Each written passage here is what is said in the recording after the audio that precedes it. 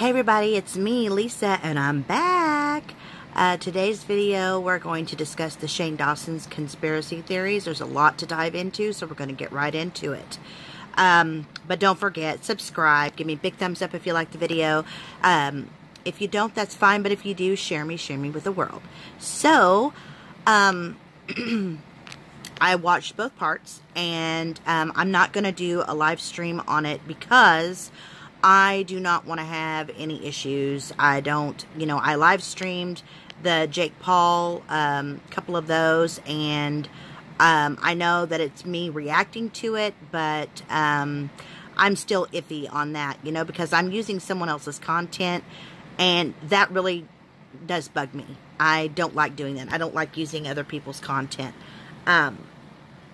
Anyway, so, okay, so the thing with the iPhone, the cell phone constantly recording, that I believe has been going on for a long time. I don't think it's something that is new.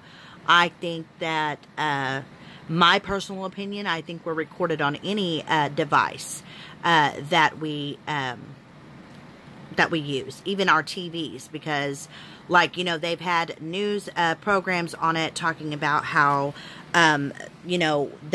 they can see everything. There's a camera on your TV somewhere where they can see what you're doing. I don't exactly know where the camera would be in your television. I have just one of those. I have an LG TV, and, I don't know where the heck they would put it. I mean, I guess it could be right by the infrared light. There does seem to be like a little window, tiny window there, but, I think they've been listening at who they are, government, whatever. I do think that, they watch, everything. So, that's crazy and such a violation of your privacy. But you can do things to stop that from happening. You can always, put a Band-Aid over your camera, but nobody really does that on their phones because people constantly take pictures with their phones. So they do have a way of, capturing whatever. And recording stuff is just completely insane and crazy. Recording people, to me is, I think it's very, very plausible. I think it actually does happen. And I think it's a violation, and, until people stand up all together and fight back, that's the only way that, anything change is going to happen. In regards to, I'm going to kind of jump back and forth, but in regards to this lyrebird, or whatever, the mimicking bird that mimics sounds, that particular piece of software that you can, you have to say so many sentences. Like he said, I don't really have to go into every little detail that he said, but mimicking, training itself to learn your voice and sound like you personally, listening to their, them trying to train it, to sound like them.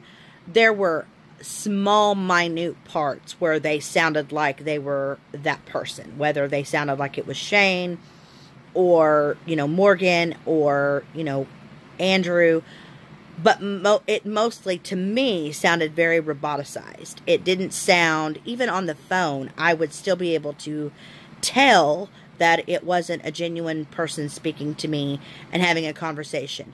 You get those phone calls, I know we do here, and I don't know if you guys do, but if you do, let me know, where they'll call you, and it's like, the phone number is so shady looking. It's like it's a V1112500779122, whatever. It's like a series of very long numbers, but it always starts with a V. And if you answer it, you'll get this, "Hey, is Joe there?" And it pauses. And you're like, I don't want you to call me. Do not call. You can, it sounds like a real person, but the way that it interacts with you, it's not a real person. Because I have, for instance, answered the phone. They're like, "Hey, is Joe there?" And I'm like, No, Joe died. Oh, okay. Well, maybe you can help me. Now, no real person is going to be like, you know, oh, okay, well, maybe you can help me out then. Most people would be like, oh, I'm really sorry to hear that. I'm sorry to have bothered you. You know, we won't call it again, you know, whatever. Or if it, you know, whatever the situation is, they're going to have an honest interaction with you. Not that stupid crap. So, but that particular software that they're talking about, I just don't think it's that great. Now, the Adobe Voco, that was scary. That is just as scary as the fact that they could take a face and they can CGI that over onto someone else's face and make it look like that person. Like he was talking about the stars and stuff like that, like Selena Gomez, the one girl that is a porn star that they have, you know, they're very similar looking, kind of, and placing her face over hers to make it look like Selena Gomez made a porn. And that kind of, you know, that is just wrong, and I think that there is something that they should be able to do about that, and take those porn films down, you know, because that no one is making realistic porn videos. No famous people are. I'm saying not no one is making them, because there's lots of people making porn out there. Trust me, lots and lots and lots. But no, I don't think that, you know, I think that if like, say, Pornhub or YouPorn or any of those other porn sites, I don't know all of them, there's like XXXD or X videos or something like that.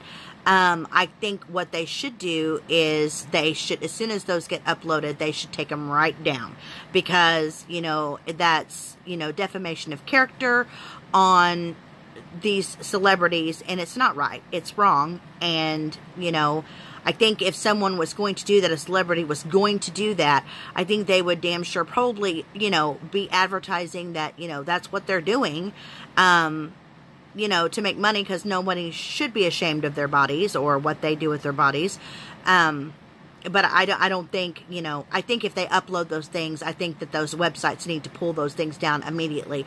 Just like, and I'm going to tell you this, this really, really got to me. So, somebody was telling me that, these websites, you know, have all kinds of different categories and stuff like that. And, different categories for porn, like gay porn, lesbian porn, straight porn, you know, all that stuff. But they were like, be careful going on there, because people are actually uploading child porn to these porn sites. And so, just for the sake of research, all I did was just pull up YouPorn. I just pulled it up just to look, and, you know, just pull. I didn't, like, wasn't searching anything in particular. I just pulled up the website, right? And so I scroll through, and as I'm scrolling through the very first page, there is a freaking child pornography thumbnail on this video. So I immediately flagged it and reported it to YouPorn, and they have, I think, since removed it, reported the user that uploaded it, and I don't know what's going on so far, but, and I haven't been back on to see if it's still there or not, but I did try to do the right thing and make a report that that was being done. So I did some research, and I went on to Google, and just to find out, you know, if this is something that's happening, like, real frequently, you know, because I know that there's some dark web, shady shit out there with people uploading that nasty, horrible, detestable, makes me want to knock the dog shit out of somebody for doing that stuff. It just sends the rage in me so hardcore that I just, like, I will take a baseball bat to your head. Somebody who does anything like that, it's just disgusting, and it's beyond me why anybody would do it. to see if there was anything going on like that. And apparently there is a group of people that have been bombarding these regular porn sites with child pornography, just trying to get their name out there, to get people interested in going to their sites. And so trying to get more traffic, I guess. And that brings me to the question of, law enforcement setting up rooms, chat rooms and things like that, trying to catch predators. My question is, could that possibly be the situation? Could it be a law enforcement group that is maybe, running a, what's the word for it? I can't think of words right now. Oh my gosh, it's beyond me right now. Setting up like a sting, that's it. A sting to entice people and catch them. Trying to download what they think is going to be child pornography, and then it not be that. And maybe get a virus on their computer, a way for them to track them and track them down and arrest them. I don't know. It's just beyond me. So with, everything that Shane was talking about in regards to, stealing people's identities, their faces, their voice, and of course Adobe, he said, did not release the Adobe Voco software, which is good that they didn't, because it was so realistic. Because I remember something about that coming out, them talking about it a few years back, and yeah, that's scary, that someone can sound just like you on the phone, or, a pre-recorded message of whatever, and it's not you saying it, but, they can say, oh, well, we've got you on tape, you said it, that's your voice. Yeah, that would be really freaky. So I'm glad that they didn't release it. But that doesn't mean that the government has not gotten a hold of that, because they're really notorious for, if you've got some type of product that they foresee that they could use it as a weapon, that they could use it, for information or whatever, they will take it in a heartbeat. My dad was telling me a story not long ago about a gentleman back in the 70s who made a car that ran off of water. And now the car would only run, you have to keep it on, you can't turn it off, you have to leave the car running. But the engine would only last for about 6 months. And this guy had put a patent in for it, and they turned around and they would not give him the patent, and they shut that whole program of his down and pretty much told him he couldn't make that, he couldn't do that. So, it's very possible that, the government was like, oh no, you're not going to get, you're not going to put that out for the public. No, we want it. And, that's my thoughts on that little conspiracy, that the reason why maybe they didn't put it out there was because the government said, nope, you're not doing that. We're taking it. Because they seem to like to do that. Just take whatever they want to take. So, anyways, there was that. And so he, the way he did this particular series, I liked it. I liked the, the back and forth, especially on the second part. I have my own story to tell, in regards to his friend Brittany. Not personal with her, but, something very, very similar, did happen to me. I can't go into all of the details on it because, I don't want any backlash.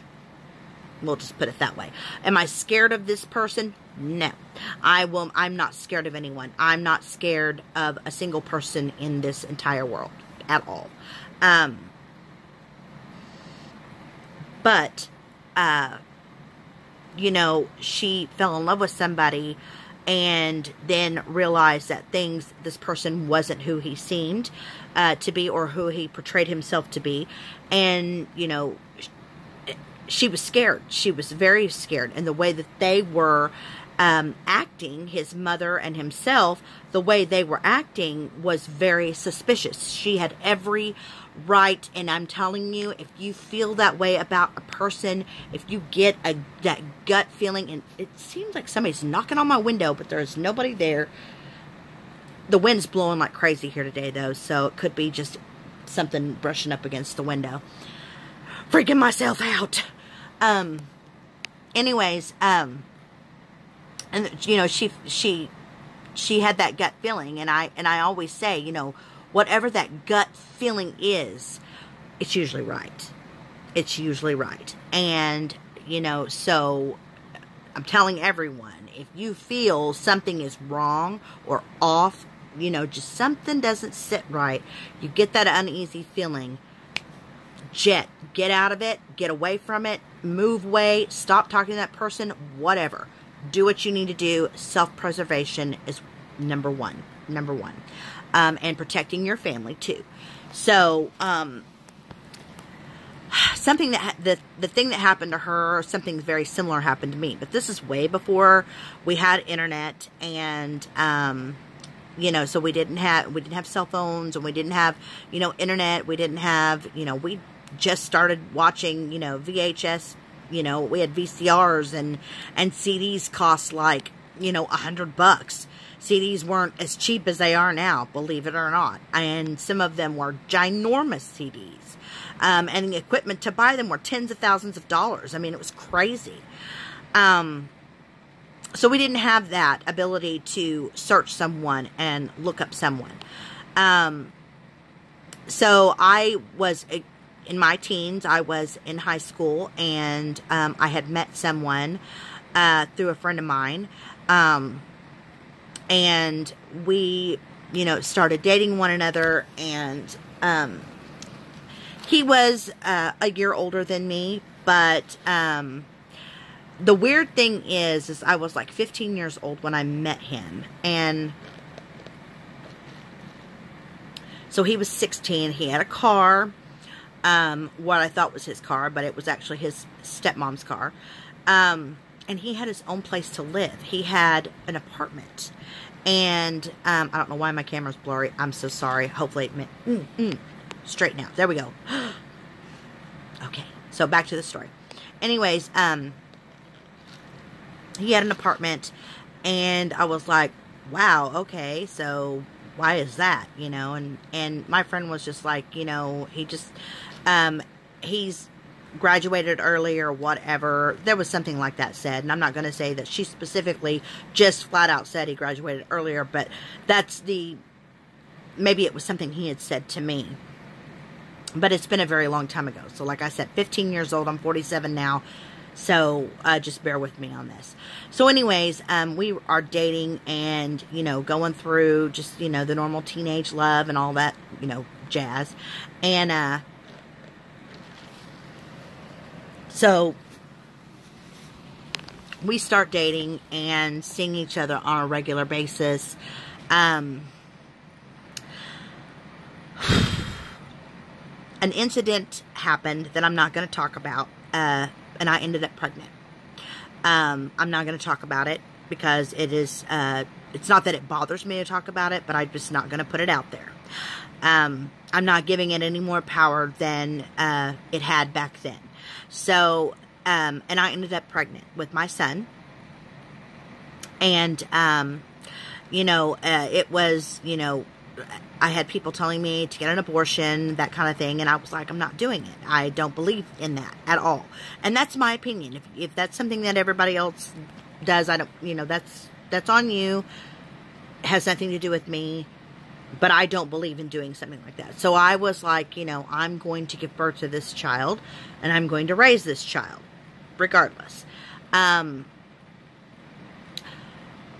going to fast forward past all of the BS and get to the heart of, I have the baby, and, you know, everything, I thought things were going well. He was in the military. I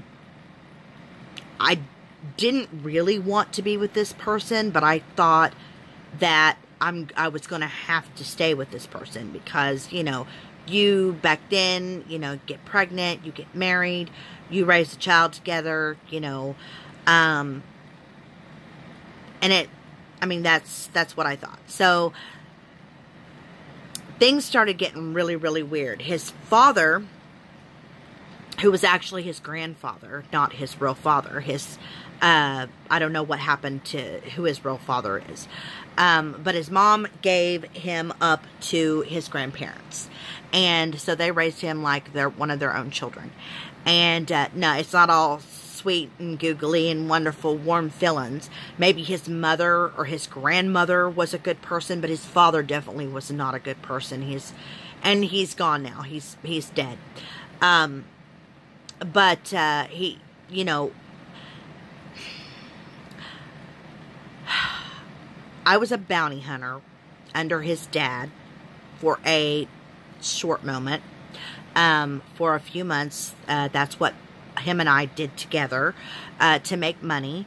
We worked for his dad / grandpa.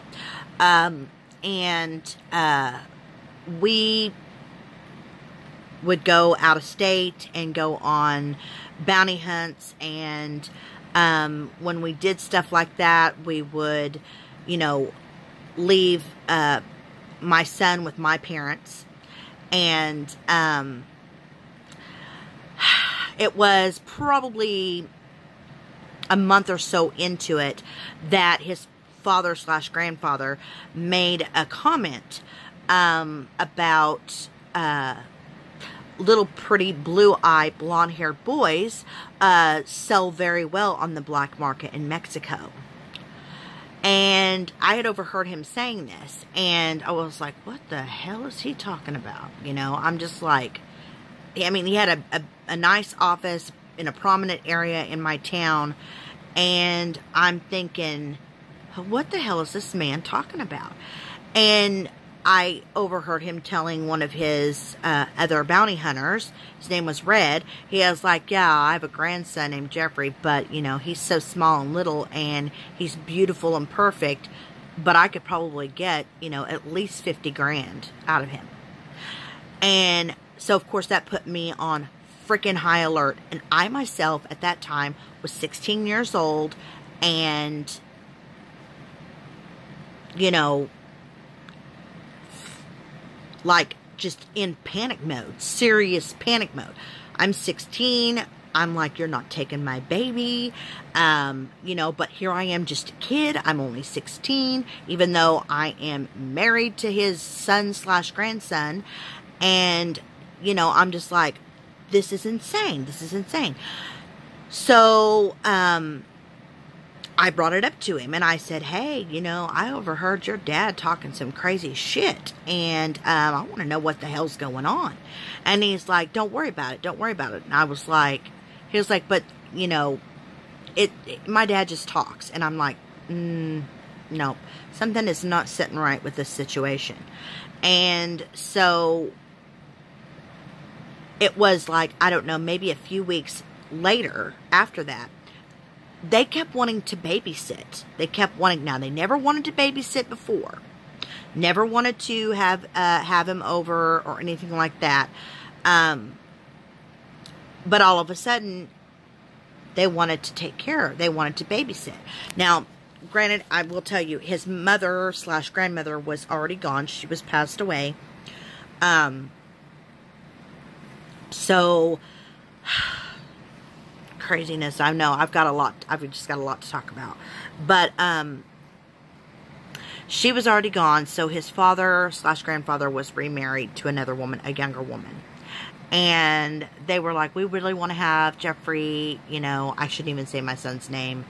I can't believe I just said my son's name. Okay, they wanted to have my son over, and,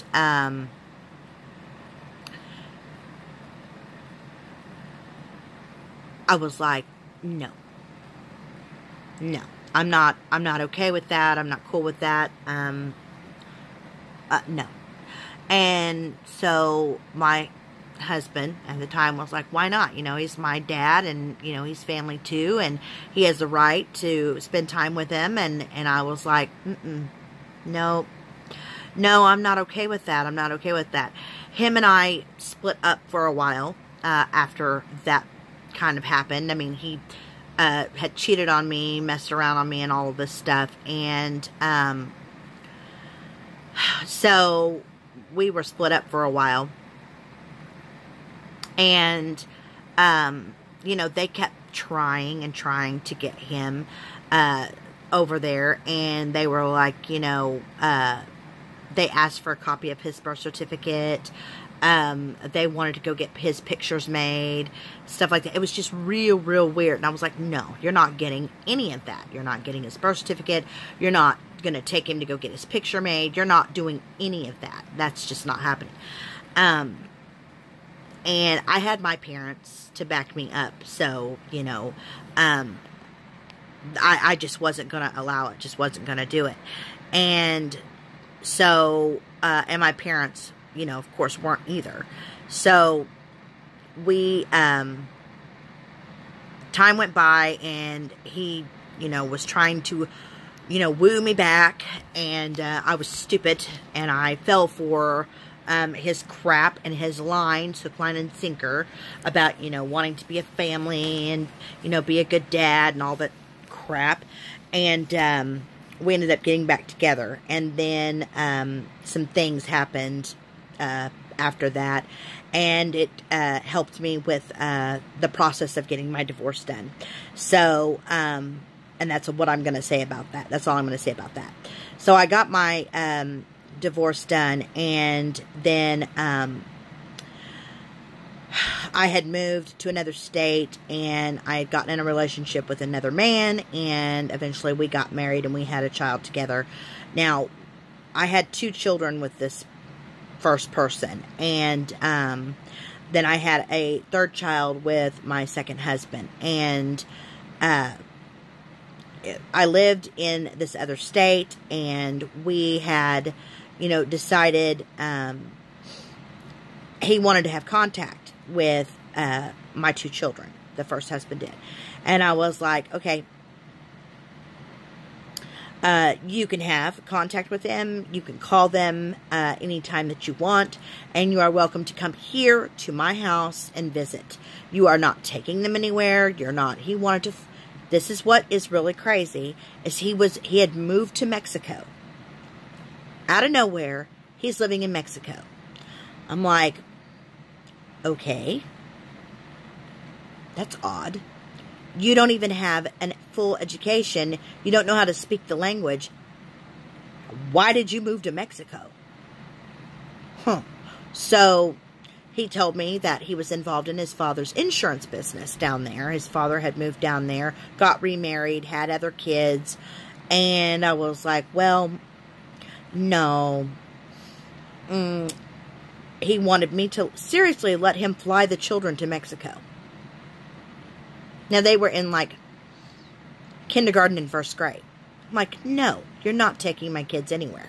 Period. If you want to see the children, you're more than welcome to come here in my house. My second husband worked in law enforcement, so I was not worried, you know, that anything bad would happen as long as they were within, you know, my sight and within his sight, that nothing would get out of hand. But he just, you know, made this decision that he was going to, you know, he really thought I was going to let him take the kids. So, that never happened. I never let him take the children.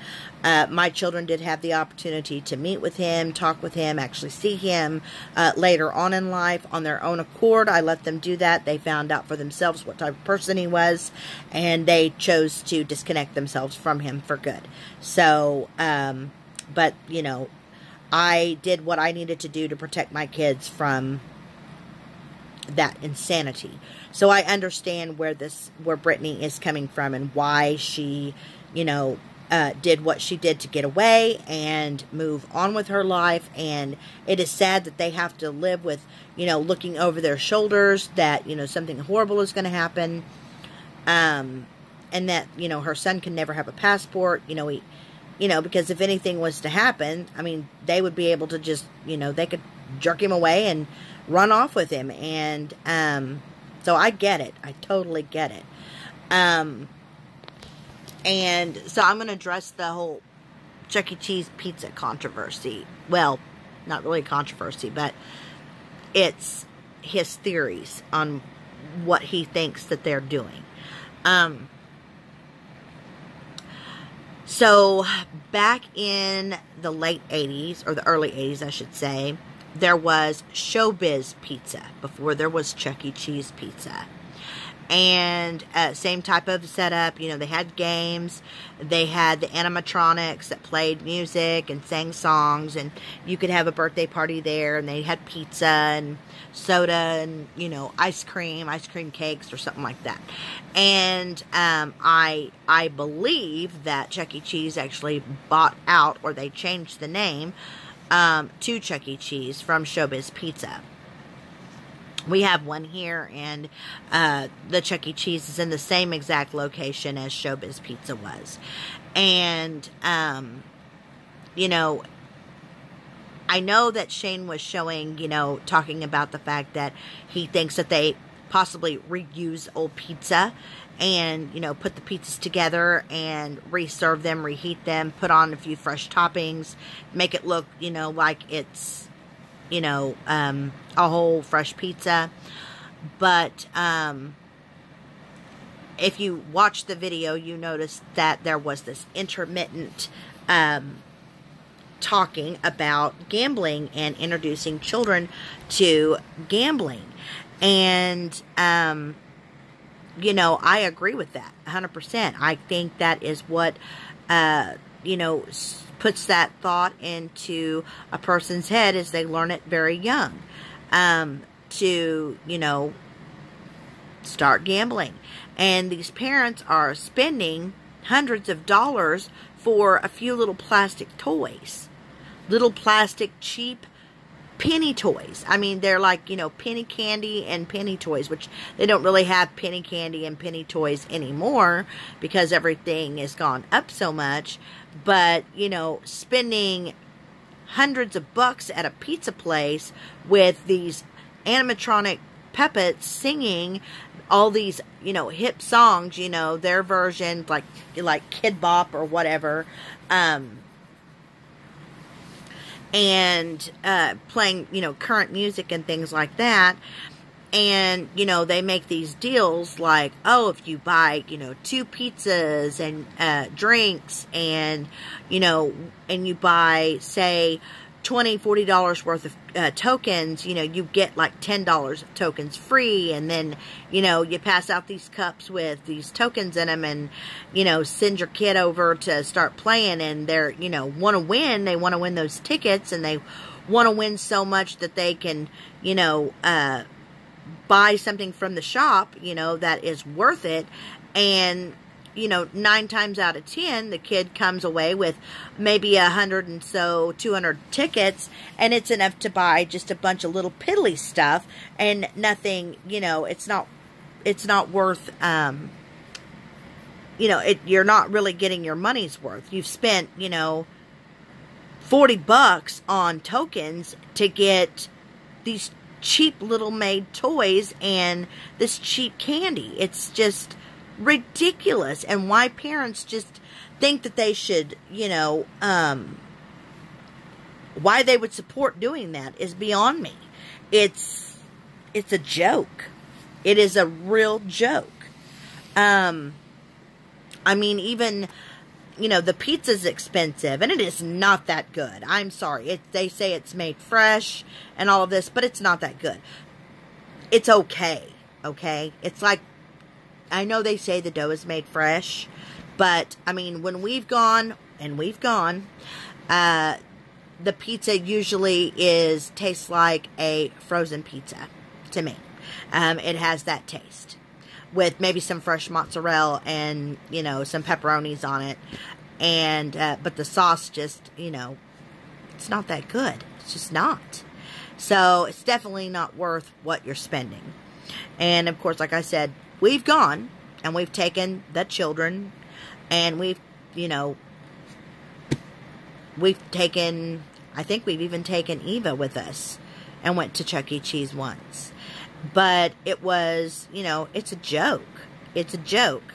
And and they offer beer. So, you know, and that's why you got these people having these fights and arguments. It's crazy. It's insane. You know? It's not worth it. But I will tell you what I do know about the pizza conspiracy that he talked about. So, back in the early 80s,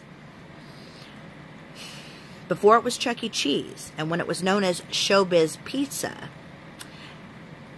they did the same thing. You ordered your pizzas, you know, picked out, you know, what you wanted. Most kids like cheese or pepperoni, and that's their thing. That's it. They don't, you know, no Supreme or anything like that. They just want the plain old cheese and pepperoni.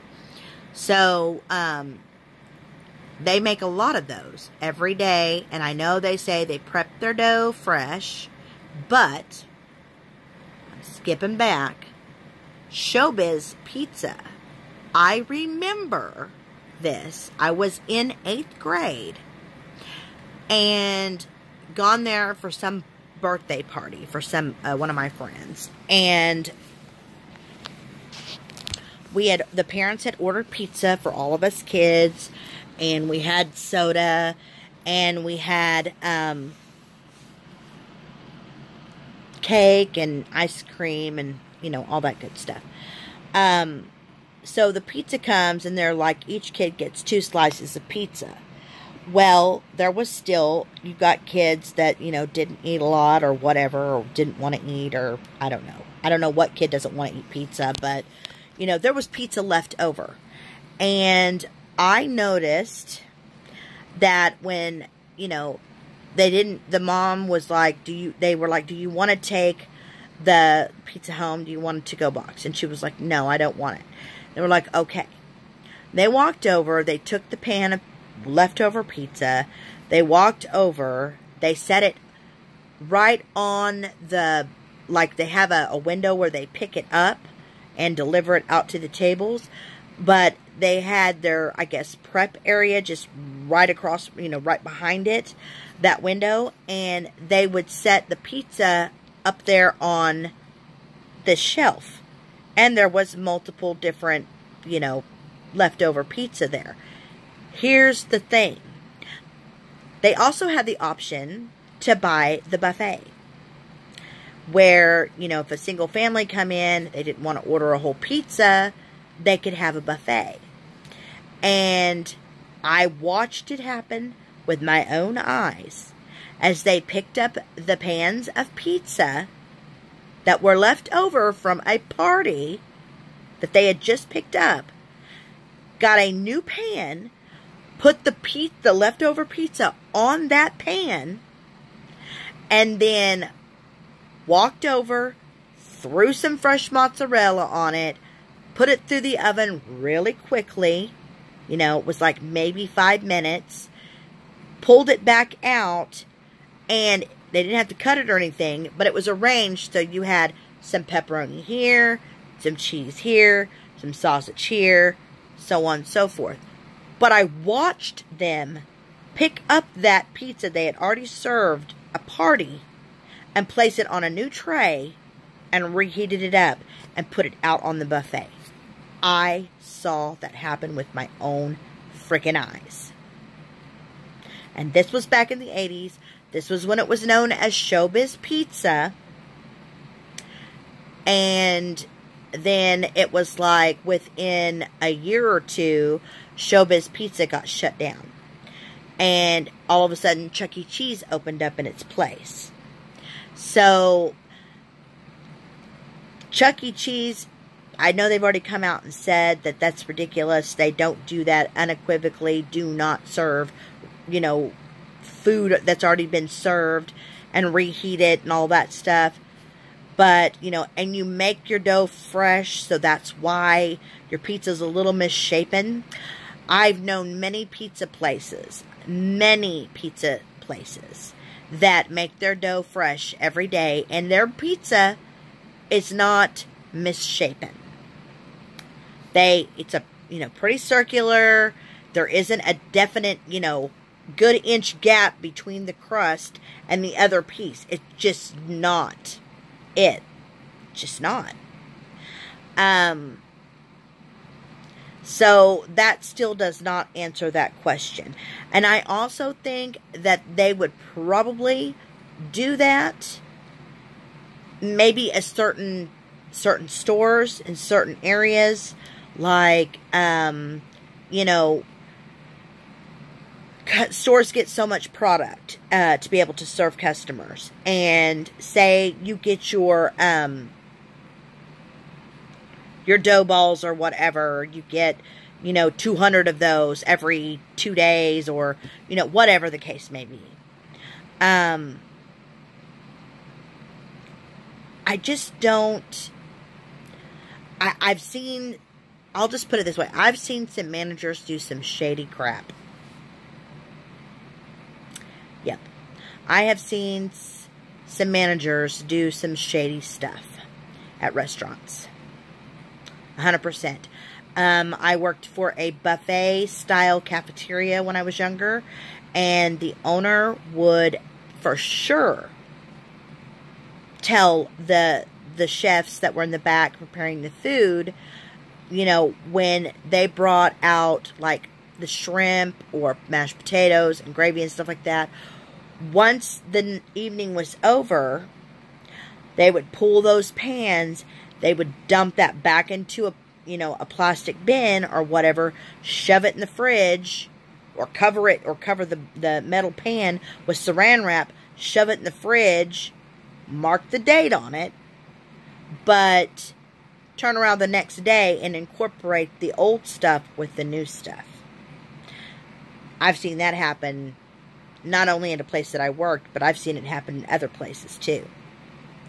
So, you know, it's scary to go out and eat, because you're trusting that you're going to get fresh, you know, good things to eat. And, you know, if you're going to be eating at a chain restaurant, something that's, you know, owned by a corporation that owns 5 or 6 different chains, you know what you're getting. You're going to get frozen. It's not going to be 100% fresh. They're not sourcing their vegetables that morning. They're not sourcing their meats and fish and things like that day, or the night before. This is, you know, it's all frozen, shipped into them, and, you know, and the dish is pretty much put together, and all they have to do is reheat it up. Know that. Know that that is what's happening. That you're not getting 100% pure, fresh beef, chicken, shrimp, you know, salmon, vegetables, fruit, desserts. They're definitely not prepared there.